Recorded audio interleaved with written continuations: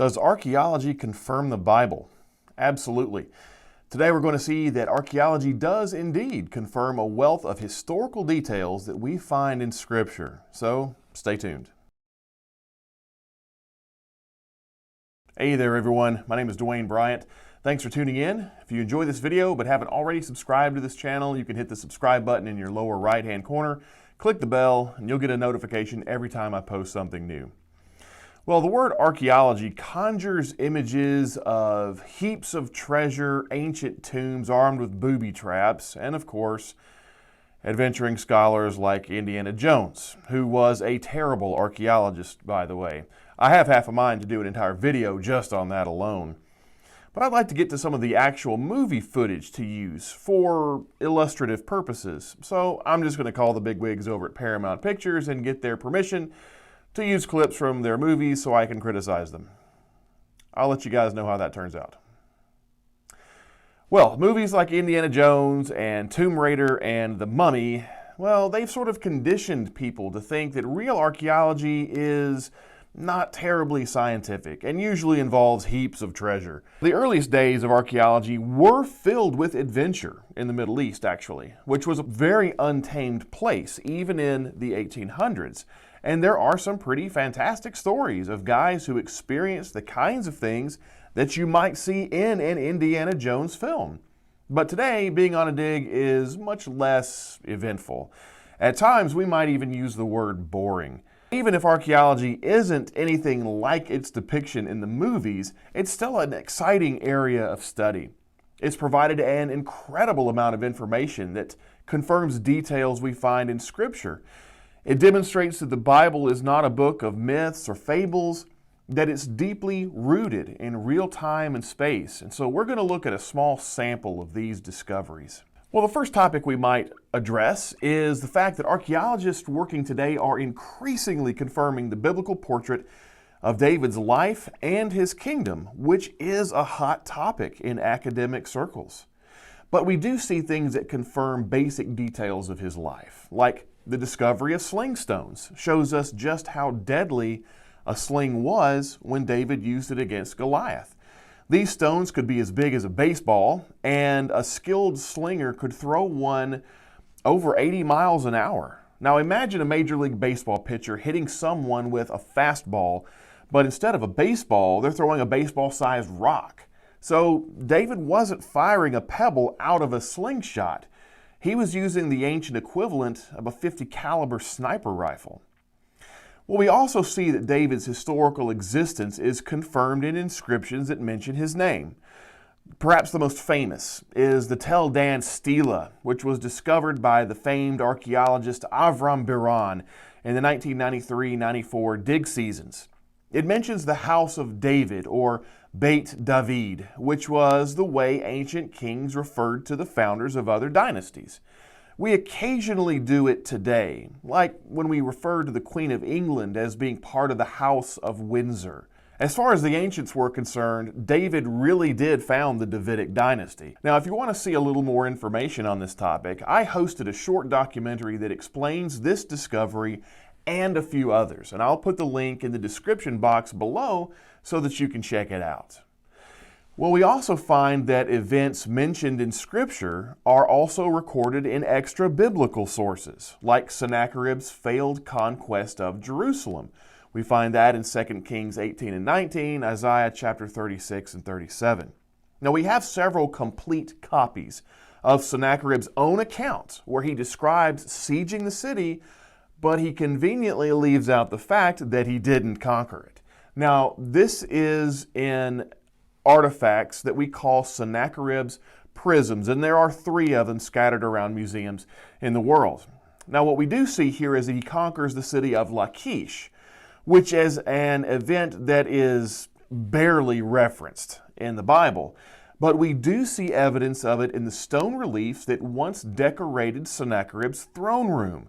Now, they were there probably to intimidate foreign diplomats who came to visit. We can find copies of the original stone reliefs in the Israeli Museum in Jerusalem, and they tell a terrible story. It shows Assyrian archers firing arrows at Judean defenders. Siege machines are depicted breaking down walls. People are tortured, and of course, according to Assyrian custom, victims were impaled and left to die. Now, this barbarism, which had a long history in Assyria, explains why Jonah was so reluctant to go to Nineveh. Although Jonah lived decades before the atrocities committed in Lachish happened, Assyrian kings going back before his time actually boasted about burning men and women alive and creating mounds or pillars or pyramids of the severed heads of their enemies. Now, it's no wonder why Jonah wanted to see God turn Nineveh into ground zero. Well, other discoveries, like the Samaritan ivories, point out the accuracy of prophets like Amos, who criticized the northern kingdom because the elite gained their wealth by stepping on the poor. These delicate ivory carvings are referenced by Amos, who says things like, "Woe to those who lie on beds of ivory and stretch themselves out on their couches and eat lambs from the flock and calves from the midst of the stall." He also says that God is going to judge the people who have collected these things when he says, "I will strike the winter house along with the summer house, and the houses of ivory shall perish." Well, 1 Kings 22:19 mentions how Ahab built an ivory house. This is probably a palace filled with these kinds of decorations. But essentially, the wealthy were using resources to buy luxury items for themselves while the poor suffered. And that is exactly what Amos is talking about in his book. Moving closer to the New Testament period, we see the great Isaiah scroll in the shrine of the book in Jerusalem. Now, this was part of the treasure trove of scrolls that were found at Qumran, which is what we commonly call the Dead Sea Scrolls. Now, these scrolls date mostly to the time before Christ, and the great Isaiah scroll probably dates no less than a century before the time of Jesus. Now, the reason why this is important is because at one time, critics would have claimed that the prophecies about Jesus that we find in the book of Isaiah were probably forgeries or interpolations inserted into the text by dishonest people in the early church. The discovery of the Dead Sea Scrolls absolutely disproves this claim. Now, we find other discoveries pertaining to the life of Jesus in the archaeological record. One is an ossuary or bone box that originally belonged to Caiaphas the high priest, and that was discovered in 1990 in a burial cave in South Jerusalem. It is incredibly ornate, and it's the kind of ossuary you would expect for someone of Caiaphas's wealth and stature in his community, because people who were just relatively wealthy, well, they usually had a rather plain bone box in which their remains would be placed after their death. Well, the Pilate inscription was another archaeological discovery of note, and it was found in the city of Caesarea Maritima in 1961. The inscription itself is damaged, but it clearly contains Pilate's name.